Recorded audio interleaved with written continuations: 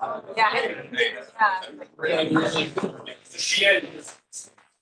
welcome everybody. Welcome any visitors that we may have from other universities. And very pleased to have Lawrence Cheuk from Princeton. He's an assistant professor now in the physics department at Princeton. He did his undergraduate there as well. And then moved on to MIT, where he did his PhD in Martin's Airlines group. And he worked on strongly interacting Fermi gases and Fermi gas microscopy of fermionic atoms. So it's one of the first Fermi gas microscopes. Then he moved far away to Harvard, where he worked with John Doyle on molecules. And so he's moved back to Princeton in 2020. He'll be telling us a lot about cool molecule stuff. He's won many awards. He's a finalist for the Debbie Ginn Thesis Award, Damon Thesis Award, Sloan Fellowship, and AFOSR Early Career Award, and just recently the Outstanding Young Researcher Award from the International Organization of Chinese Physicists and Astronomers. Don't know about him, and actually I didn't know about him until recently, was that he was on the heavyweight rowing team in college. It's pretty cool. I'd love to hear more about it. All right, so welcome. Thanks, Ben, for the introduction, and thank you for inviting me here to tell you a bit about recent work in my group on trying to control molecules inside programmable tweezer array for the purpose of exploring quantum space. So for this round, I didn't really have to say much about why we're interested in quantum mechanics. Say real quantum science. Of course, quantum mechanics determines the reality we see around us.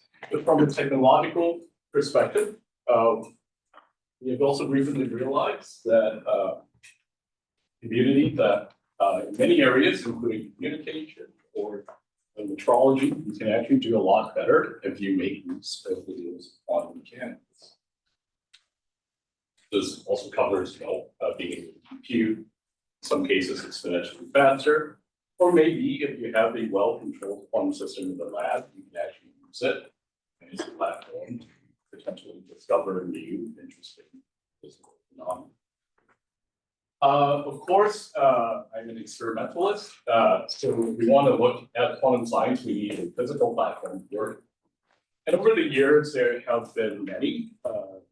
These include synthetic platforms, examples, network circuits, tunable platforms that are given to us by nature. For example, photons or quantum objects given to us. So are trapped ions. So what I'll be talking about today is our efforts on bringing about yet a different and a new platform for doing quantum science, which is in the form of something slightly more complex than atoms, neutral molecules. So as an outline of what I'll talk about, it is mostly a story about advancing quantum control over single molecule. I'll talk about how we actually manipulate these molecules, put them in well-defined positions, how we control their internal state, and importantly, how we can actually make use of their interactions to deterministically entangle. Then I will also, if time permits, talk a little bit about work we have done since demonstrating for the first time on-demand entanglement errors. So before I get to the work we did, I want to give some motivation on why we would like to work with molecules, and also brief and then complete overview of the techniques that one can use. Slightly more complex. So with regards to quantum science, mostly my group is interested in the area of quantum simulation or information process. And there are two features of molecules when compared to atoms that potentially make them nice. The first is that molecules have a rich internal structure compared to atoms. The second is that molecules can, even in the ground states, interact in new and different ways. We'll say a few more things about this. So if I take my cartoon atom and ignore electron and nuclear spin, roughly speaking, I can think of the degree of atom, the degree of freedom in an atom as what electronic state that I'm in the beings. Typically says typically, changing the electronic state is rather energetic. The energy of excited electronic state typically say law. But even if you take the simplest molecule, one that is made of diatomic molecule, you actually have new degrees of freedom. This includes vibration of the two nuclei and also rotation. Typically, vibration is much lower than its electronic state. For every electronic state, the molecule is split into many different vibrations. And each of these vibrational states further split into many different rotational manifolds. Throughout this talk, I'll use this number on number n to denote the amount of angular momentum in this rotation. So with all these degrees of freedom, this gives you new ways to encode information or quantum information and also just spin. In particular, if you make use of rotational states, as they are at such low energies, they're not limited by spontaneous emission and can therefore be very volatile. Might make it. Now regarding interactions, if you put together atoms and make them into molecules generically, as long as you don't use the same atomic species, the electric charge within this molecule is not symmetrically distributed. As we know, this means that molecules typically will have an electric dipole moment. And from E&M, we know that if you take two dipoles separated by some distance, they will actually interact via the electric dipole interact. That goes as one of the pieces. And for the purposes of quantum information and quantum simulation, this dipole interaction has been very importantly from how we implement high fidelity to qubit gates to simulation of sort of interesting band body components, especially when you put many of these molecules into very carefully arranged components. So that sort of is a brief motivation on some of the possible advantages.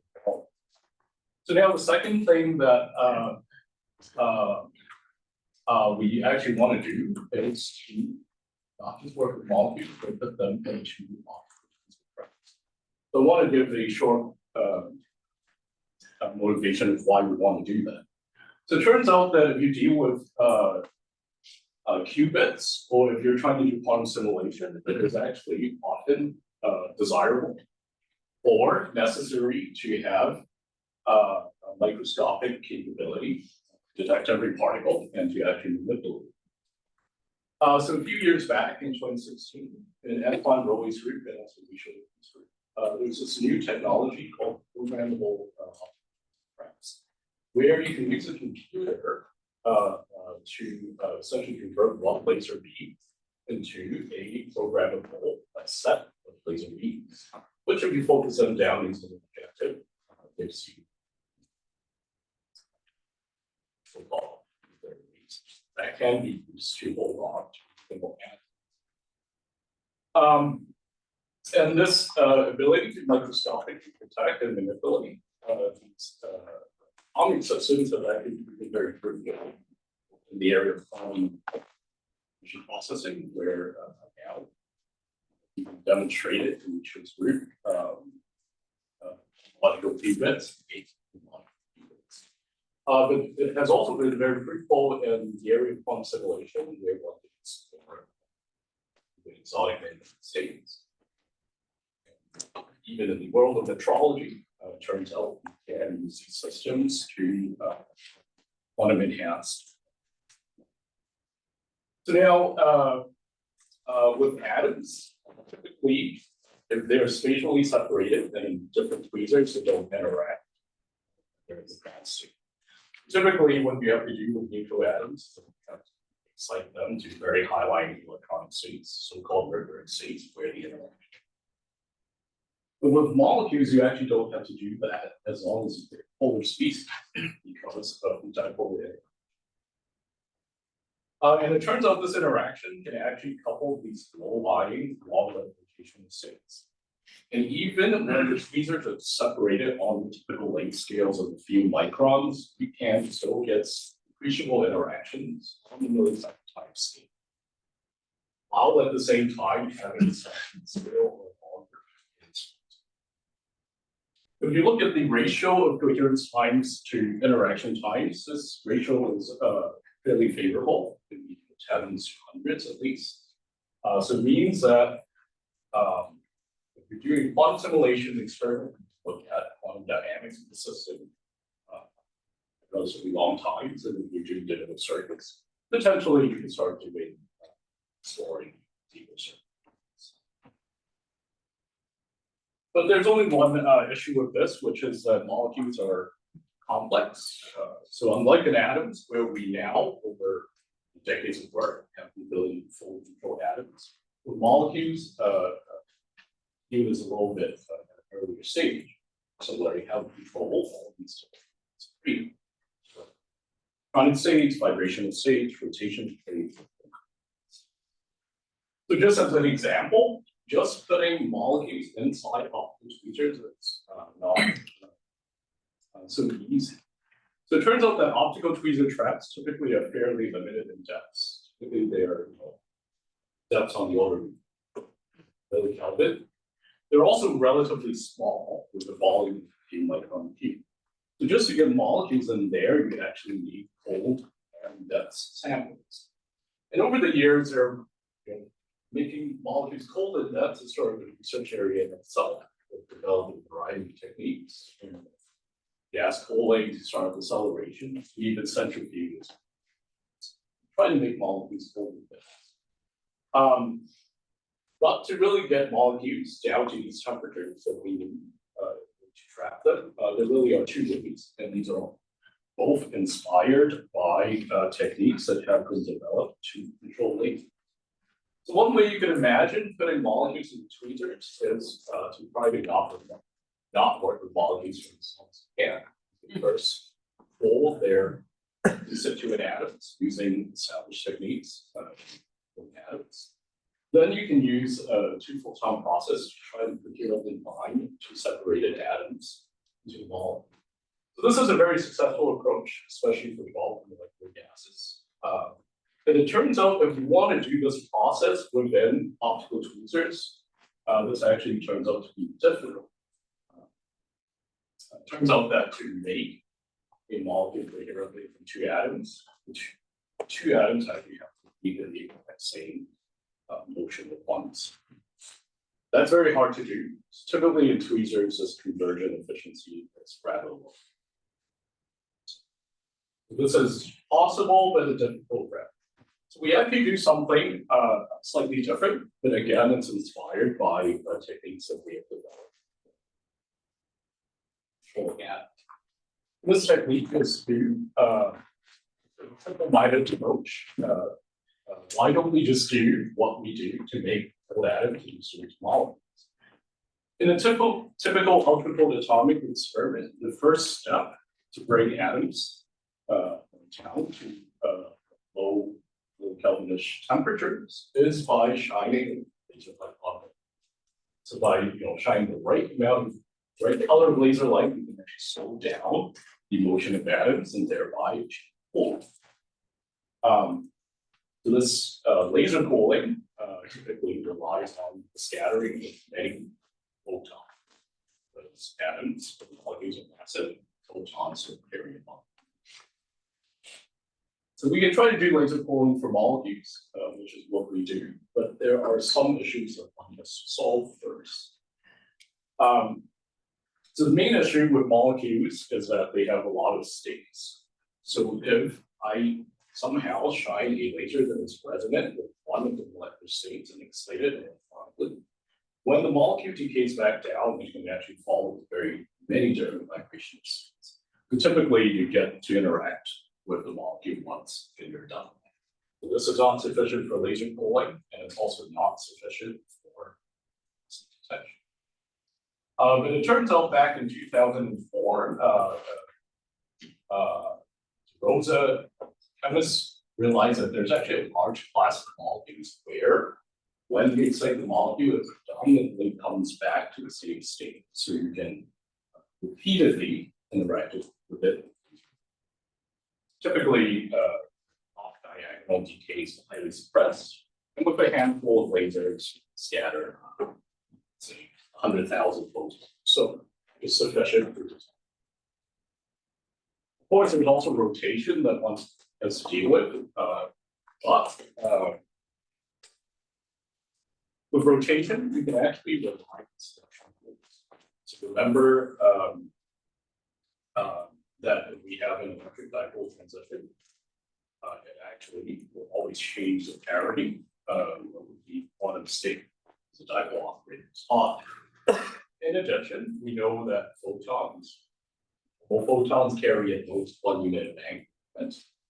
So it means that as long as I start with the first excited rotational state that has 1 h-bar of angular momentum and excite it to an excited state with 0 units of angular momentum, when the molecule decays, it can only go back down to 0 due to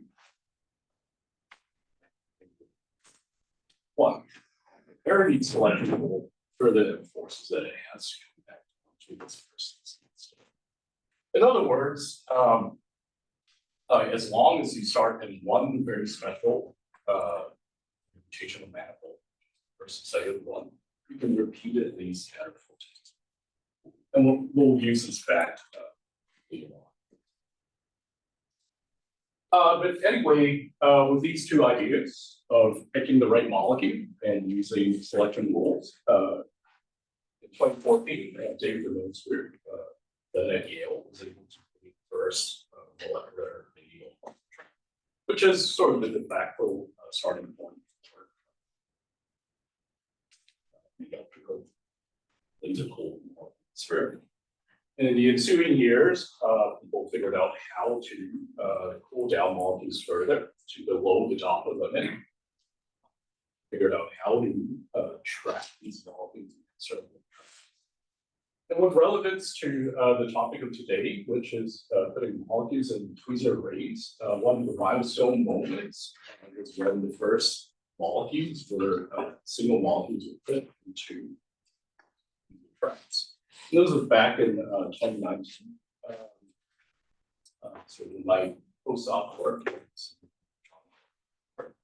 And the thing I want to emphasize here is that this is important because it gave us hope that molecules and tweezer arrays can actually be flat because we can actually see a single experimental run from single molecules. But of course, at that point, there was still quite some ways to go. We first have to make sure we can control where the molecules appear. We have to control the spatial configuration. And we also still have to put all the molecules within the same quantum state.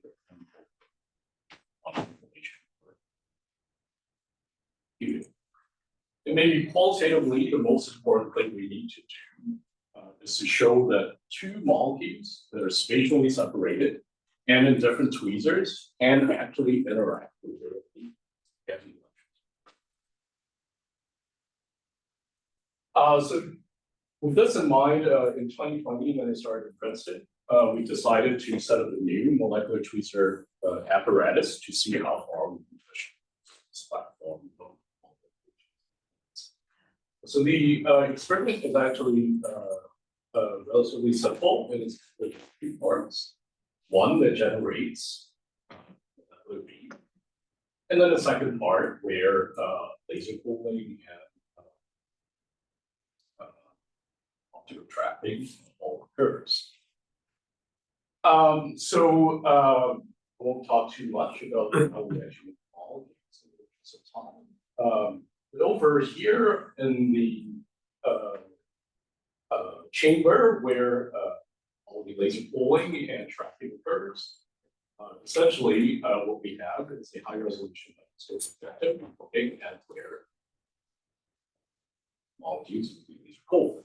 And this has a very fairly high numerical aperture, which allows us to focus just down to sub-micron spots. It also allows us to collect a significant fraction of light that is emitted by these. So for all I'll talk about, everything that I'll talk about, the way that we learn about the system is by shining resonant light onto the molecules and collecting their scattered fluorescence. The images onto. So the molecule that we work with is one of these laser pullable ones, calcium monochloride. Just to give you a flavor of the levels and lasers in full, it looks a bit like a mess. But for what we care about today, all we have to remember is the molecule has a dipole moment. It's fairly sizable. It has an optical transition, so we can laser pull an image. We'll always work with non-vibrating molecules. But we will work with molecules that are either non-rotating, so the n equals 0 manifold, or in the first site of rotational one, which can be. So it took us a while to set up this apparatus. So we started early 2020 and late 2022. We were quite happy to see the first images of these single molecules fluorescing under. Here is sort of the source. There's some cryogenics involved. Actual science chamber.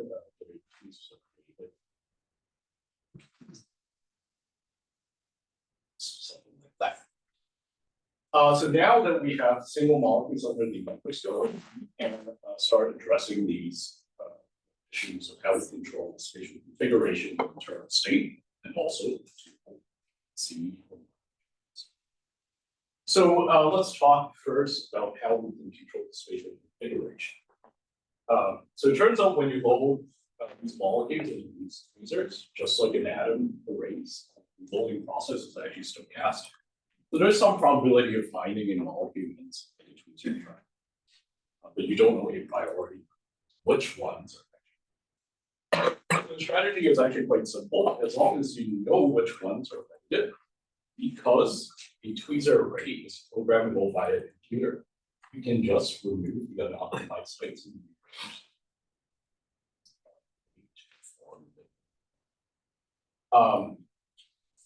so this, we figured out a way to actually detect the population non-destructively.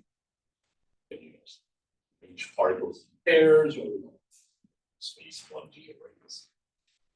Back in 2023, we could do this. So now we have the molecules in the right place. We still have to put them into the right quantum state. So it turns out that when you laser pull these molecules, they actually are spread out over many internal states, all in the first site of the and now, we want to put them all in the exact same hyperplane. So we can use a technique such as optical pumping and driving shell-based pulses to try to get everything into the same state.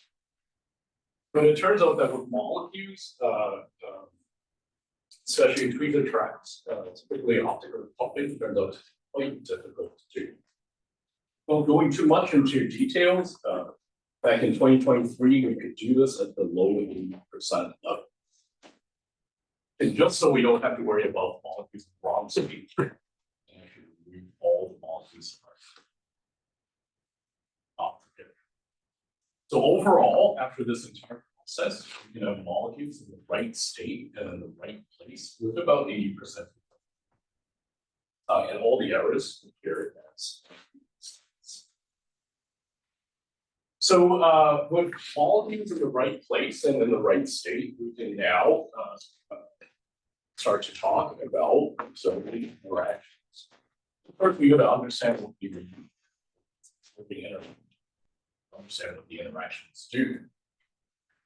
So if you look at the Hamiltonian that describes dipolar interaction, it actually scales as 1 over the separation cube, and it's actually bilinear, and the dipole d1 times d2.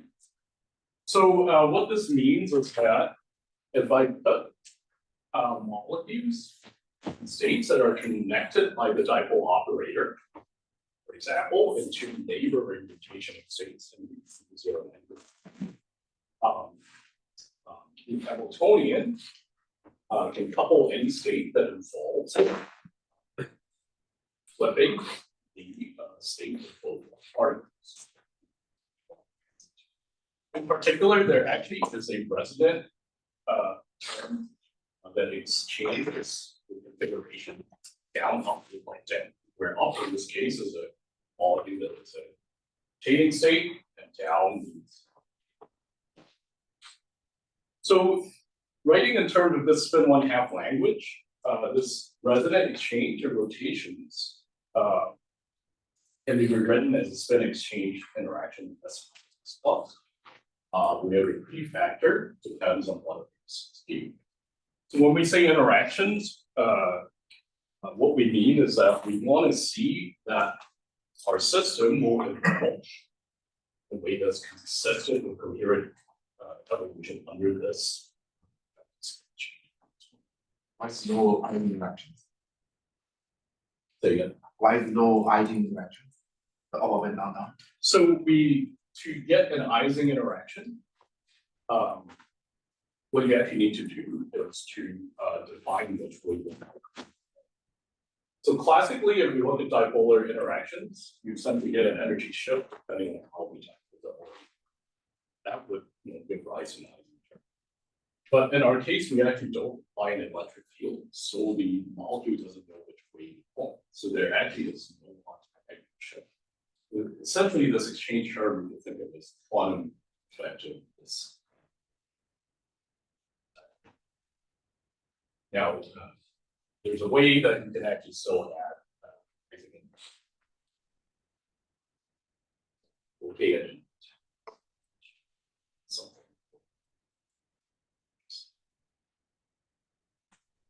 So anyway, we are for now only looking at this XX interaction. We want to see coherent evolution. So before we even talk about interaction, we better make sure that on the single particle level, the system will be coherent. So these, because we're working with 2 different rotational states, we need to ensure that the molecule has good rotational coherence time. And by good, I mean that the coherence time has to be ideally much longer than the. So as I said earlier, the interaction timescale is on the order of a few milliseconds. It means we want rotational coherence times that are, let's say, but it turns out that different rotational states in the molecule actually respond to the optical tweezer light differently.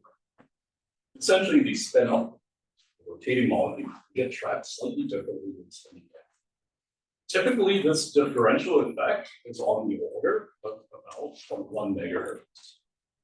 So now, if you think about classically a molecule rolling around the track, means that as it rolls around, it's going to see an effective magnetic field that is random time. This can lead to a lot of interference.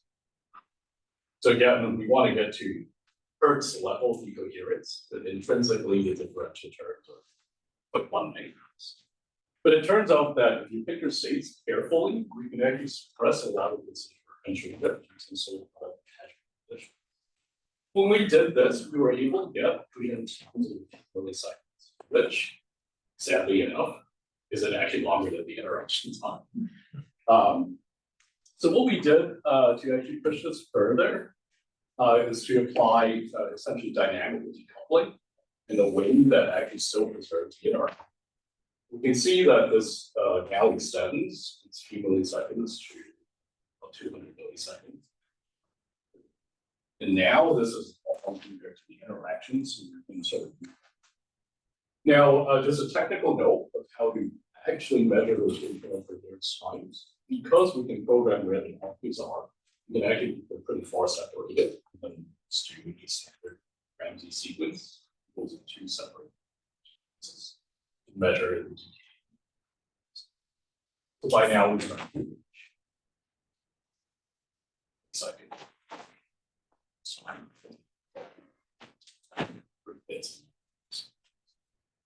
Oh, this is too far. Plug in the C2 star. So what we think is that essentially it is due to magnetic fields. So we use relatively magnetically insensitive states, but it still has a sensitivity of 0.1 to 0.2 more. So really Gauss field is roughly. So just with a single atom. So now that we have good coherence time, when we have molecules in the right state, we can start to ask, can we see the effect of coherent interaction? So first off, we should have molecules close to each other so that they can interact. Keep things simple, we isolate pairs of molecules. Then to see the effect of interactions, all you really have to do is again, so if I prepare two rotating molecules, spin off, and I apply two consecutive pi over 2 pulses, which are the first and last pulse sequence. This is effectively a pi pulse, so up just goes down. But if I wait in between, then the interaction Hamiltonian will start changing this position. In particular, if you stare at this Hamiltonian, you realize that up down plus down up is actually nice. But after this wave function start accumulating phase, and in general, up, down, down. You sort of work this out, and in fact, the system that started at up will also be up and down down, so. Now, because we have the capability to microscopically detect, and also in a state-specific manner. So the first rotational excited state is actually progressing.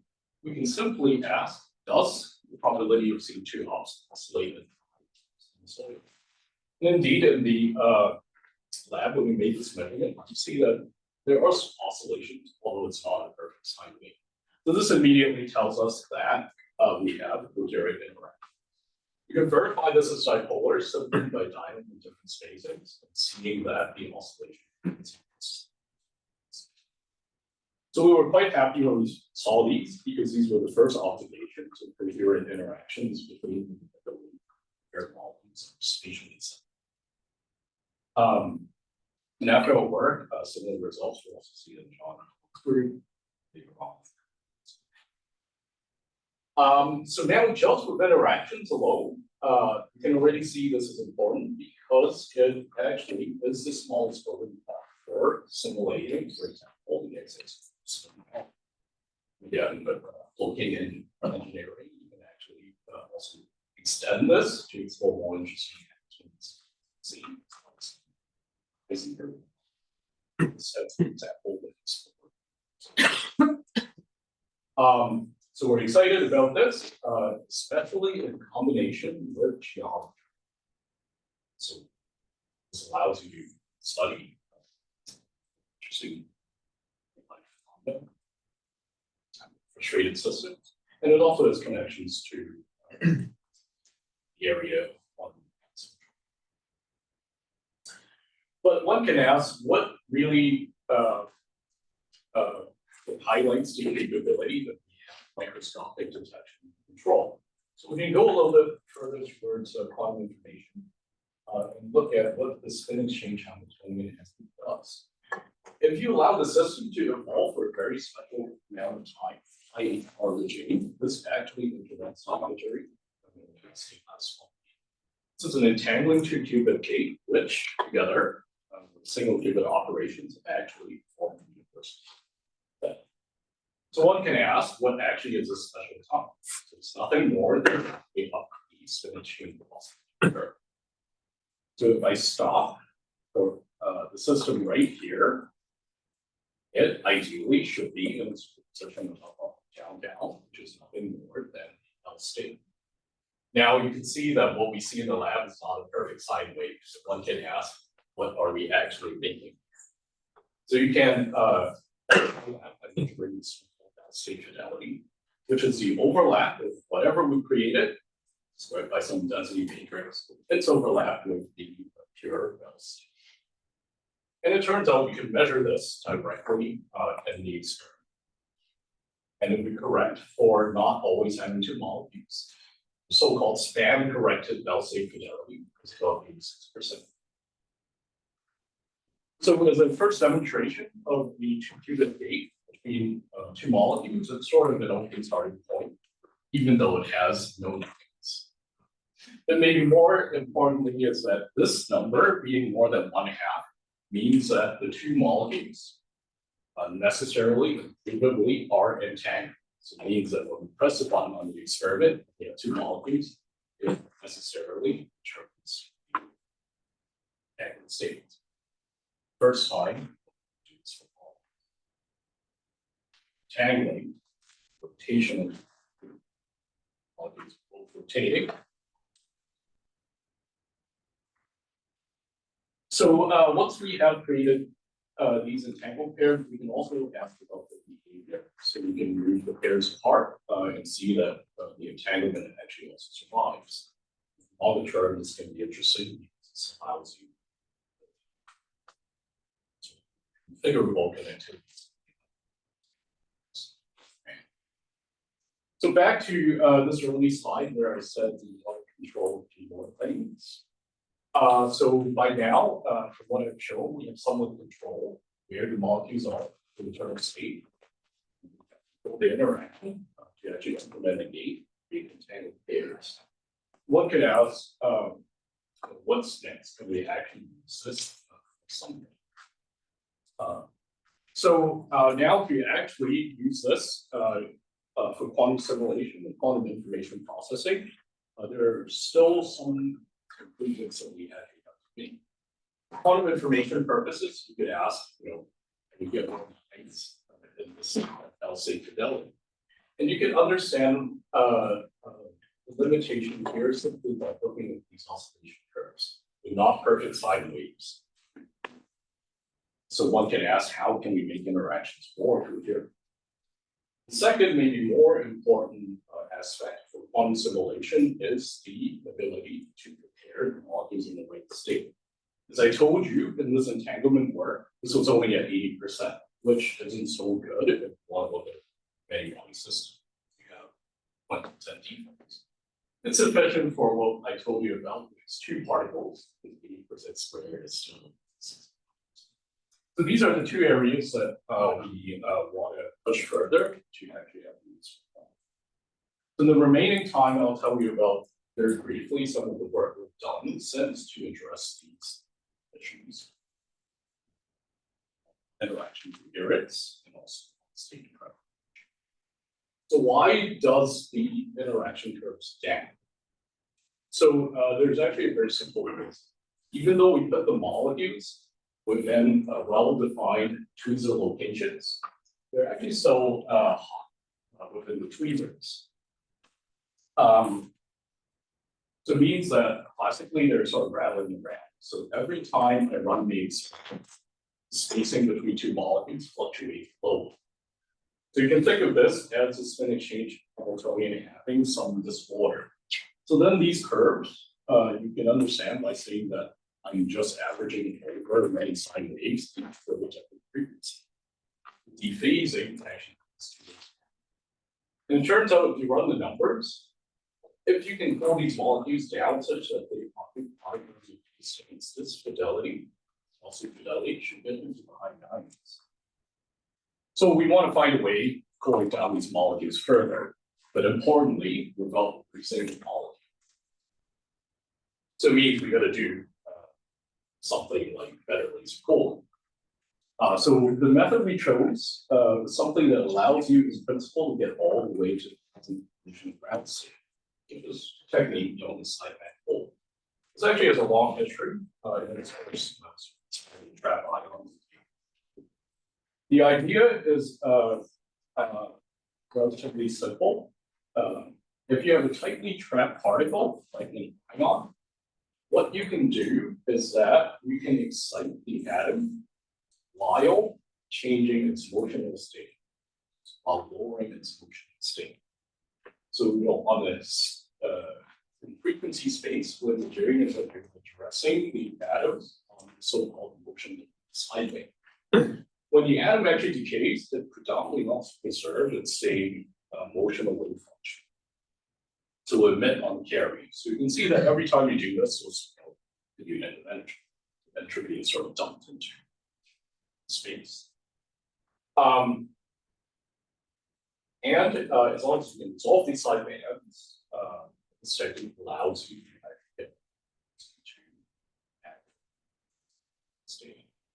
Now it turns out in many atoms and in many molecules, we actually cannot really resolve these motional states directly because your optical transition is wrong. So people have developed in the world of atoms another way of doing this, which is not by using a single photon process, but by using a 2-photon Raman address to resolve these motional states. So essentially, you do this motional lowering operation by switching the internal state of the atom. Then you recycle it back to the portable state via optical. So this was first, explored in the 90s. And about 10 years back, people showed that with single atoms and optical tweezers, it also works. So now we want to do it to molecules instead of a relatively lossless holders. But it turns out that again, because of the interaction of the trapping light, this is actually quite difficult to do. There are two issues. The first is that selection rules can often get modified and things hard to do well. The second is that because different states are trapped differently on the spectrum of magic, there makes it hard to resolve heating. Last year we came up with a relatively simple scheme that not only allows you to cool, but it importantly preserves the internal state purity, which is very important for quantum simulation.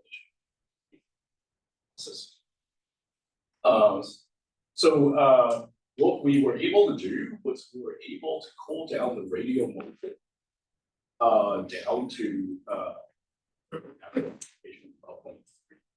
notably, this corresponds to 1 degree, about 80%. Along the axial direction of the tweezer, we see cooling, but still relatively. So, bottom line is that we were able to demonstrate for the first time that Raman cyclic cooling actually can work in molecules. We have reduced the occupation for thousands of motion state down. And we think that with some improvements, we can actually.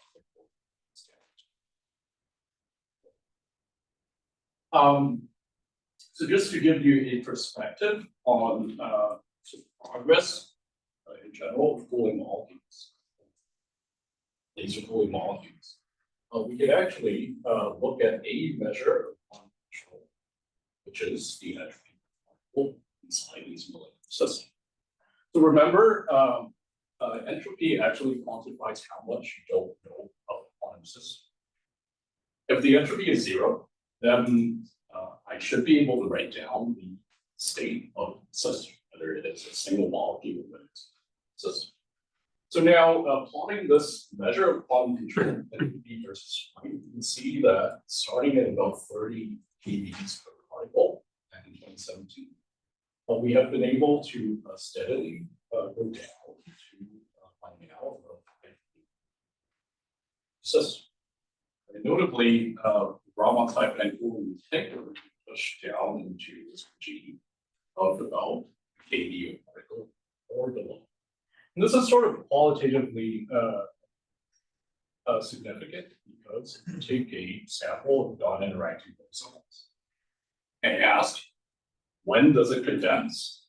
Then it condenses roughly at about 1 kV. So in a qualitative sense, then we can reach safe limit. Of course, in this case, isolated.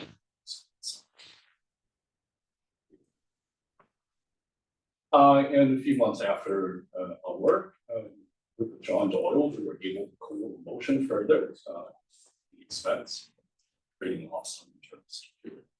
We think we can get both. With the sideband cooling, in addition to hopefully improving the interaction coherence, we can also think in terms of retaining full quantum control over the system, where they are. Internal state, simple error, state. So now let's get back to the second issue of state preparation. Since it's even more important for simulation. So what we have actually recently done in this sort of preliminary work is to find a way to measure where the errors are and then actively correct for it.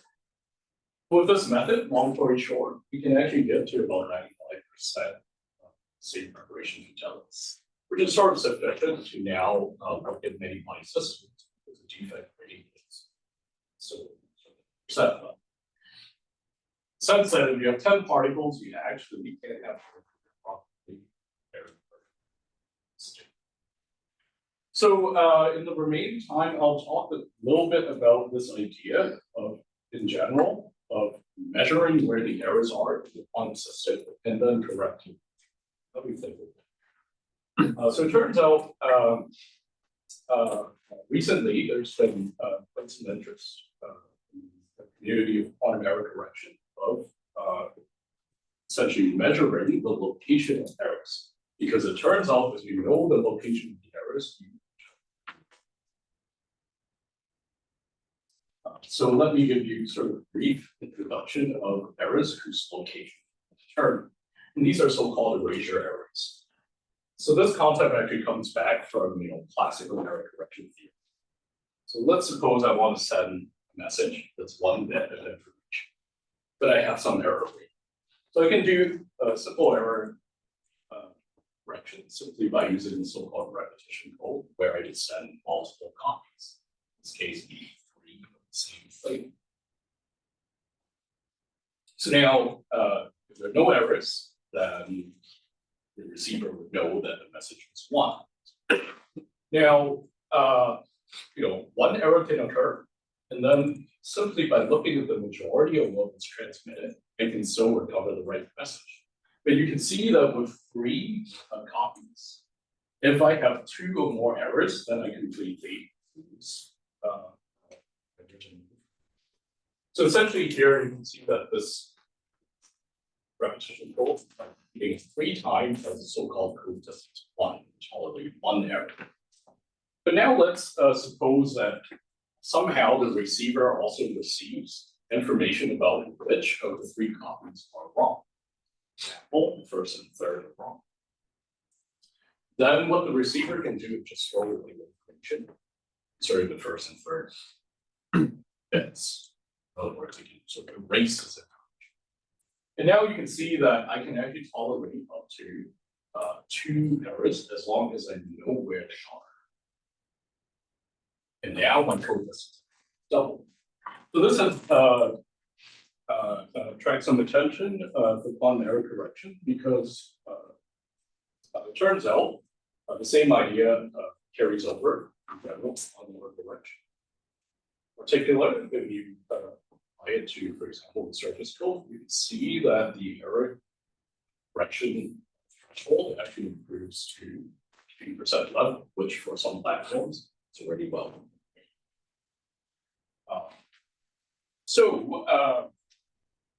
Now in these tweezer systems, there's actually naturally a sense of location because information is stored spatially in the location. A particle called some tweezers. In addition, if you use a complex atom or a molecule, you can actually encode the error flag inside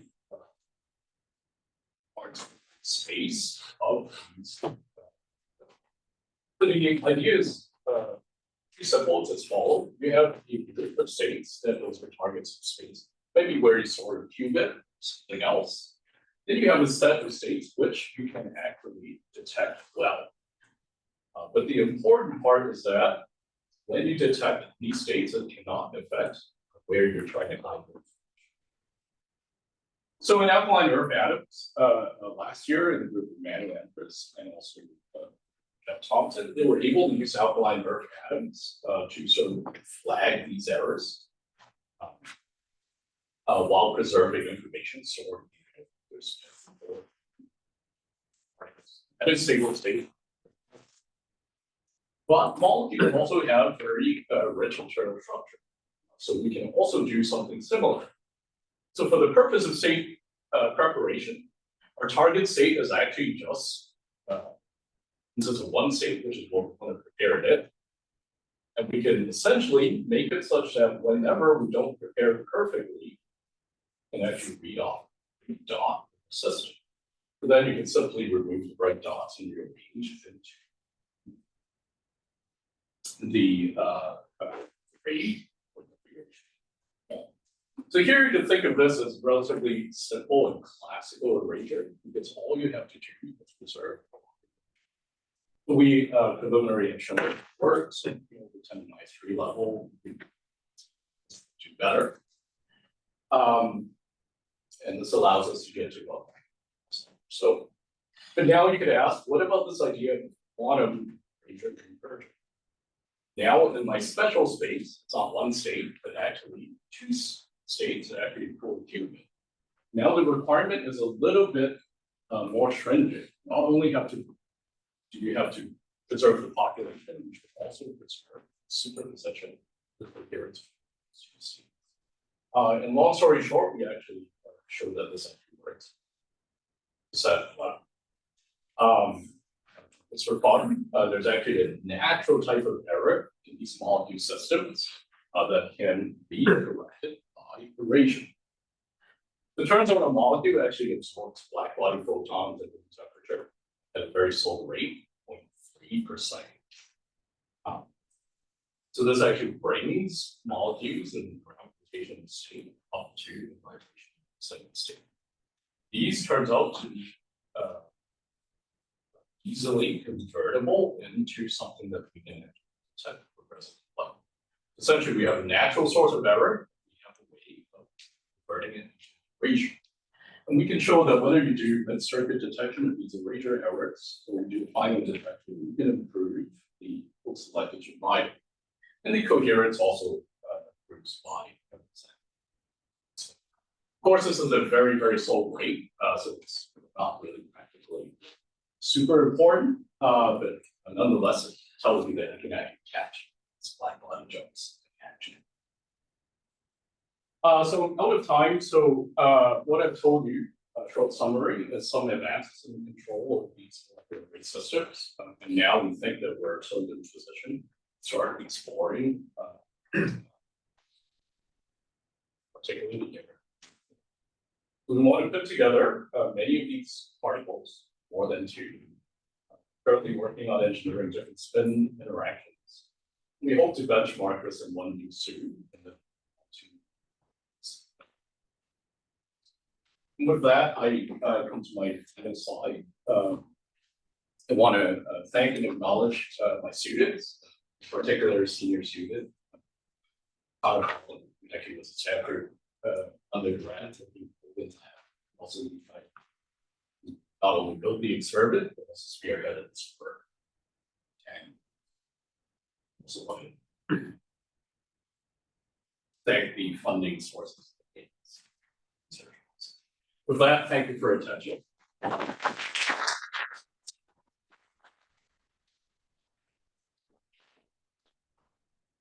Okay, questions, please, John. Yeah. You have any idea, like any ideas of actually using vibrational space, the molecule? So we haven't thought of using the fiber,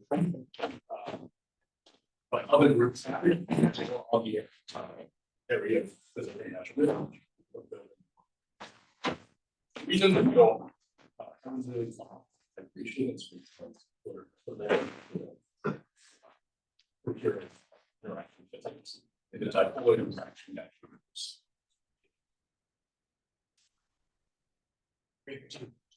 Oh, now it's okay? So I guess I have kind of two questions. You made this comment about approaching quantum degeneracy, or approaching an entropy consistent with quantum degeneracy. And this got me wondering about the ability of actually using motional dynamics so that the statistics matter. Have you thought about long range interactions plus motional dynamics? Is there some way to avoid molecule loss in that situation? Yeah, so there is a simple way you can avoid loss. So it turns out if you put it in a deep lattice, there's a very on-site shut, so there should be a collision mark. The second way you can do this is sort of tightly confined 1D system. If you're in sort of this taut regime, then essentially the molecules that we have are open and they actually have no spatial overlap. Limited spatial overlap. As long as you start them far apart, they should prevent it. So that might be actually an easy way to do it. It doesn't depend on the chemistry. Just relatively strong.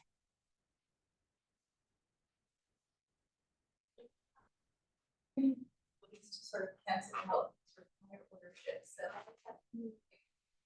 imagine be able to use. Yes, so one way that people propose to do this is to go to very high magnetic fields. You go high enough, the electron spin essentially decouples from the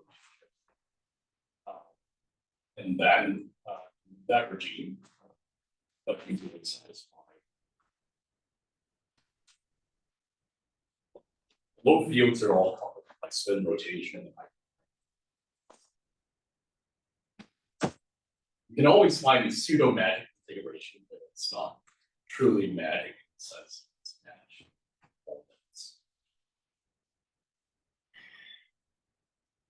Any other questions? John?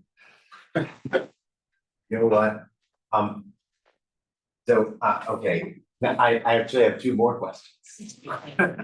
Are there any like non-interacting states that you can use to combine with your like flip-flop interactions to get a blockade kind of thing? So go back here. What essentially are interacting states of one of the states. In these, we actually have the new hyperfinite Hilbert qubit that actually perfect. And we can actually transduce this really quickly in microseconds. So this actually opens up many things, including spin ones. So, and they actually can simultaneously here. Hyperfinite qubit.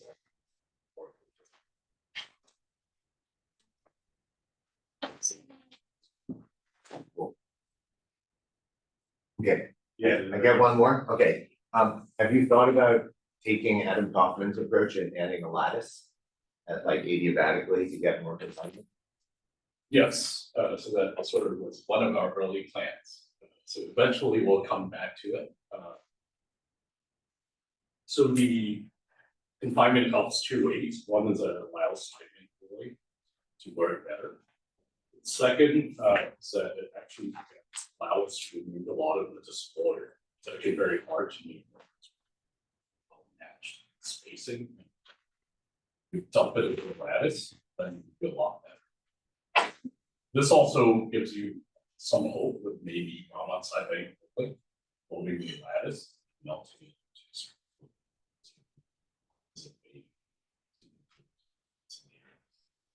Thank you. Yes. Okay, all right. Thanks, everybody.